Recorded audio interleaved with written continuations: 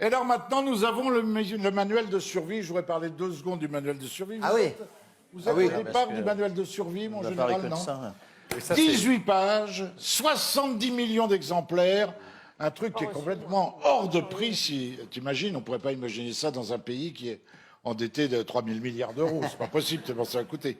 Mais il sert à désangoisser les Français, ou plutôt à les infantiliser. Je lis, s'il y a une explosion atomique, fermez votre porte. Merci, papa Macron. Ça me rappelle les trucs du Covid, tu sais, avec panier runaché, vous savez. Lavez-vous les mains. Pour économiser l'électricité, il avait dit, si votre frigidaire est vide le 15 du mois, éteignez-le. Alors il faut s'équiper de 5 bouteilles d'eau, d'une dizaine de boîtes de conserve. Curieusement, il n'y a pas de PQ. Donc tu dois te torcher avec les boîtes de conserve, je ne sais pas. Ça gratte. Alors prenez des conserves aux épinards, au moins il y a des feuilles. Et bon appétit pour ceux qui sont à table, évidemment.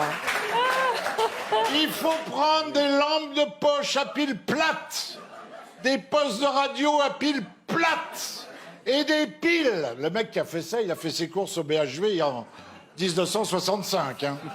Un double des clés de bagnole, très important. Vous avez le double des clés de votre voiture, mon général? Très important. Imagine, si ta bagnole a été explosée par un missile russe, t'as un double des clés pour faire un tour avec l'épave qui reste. Il faut 2 paires de lunettes. Si t'as pas vu passer le premier missile, tu peux voir passer le deuxième. Des vêtements chauds, c'est marqué. Moufle, doudoune, écharpe, bonnet. Attends, là, elle a fin si la guerre tombe le 15 août. Hein. Des jeux. Mais attendez, ce sont des énarques qui ont produit ça, qui ont dû toucher du pognon en pagaille.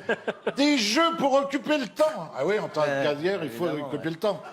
C'est très très pratique de jouer au Mikado quand il y a la secousse des bombardements. Et puis alors, 2 solutions importantes, le mec a... Oh putain.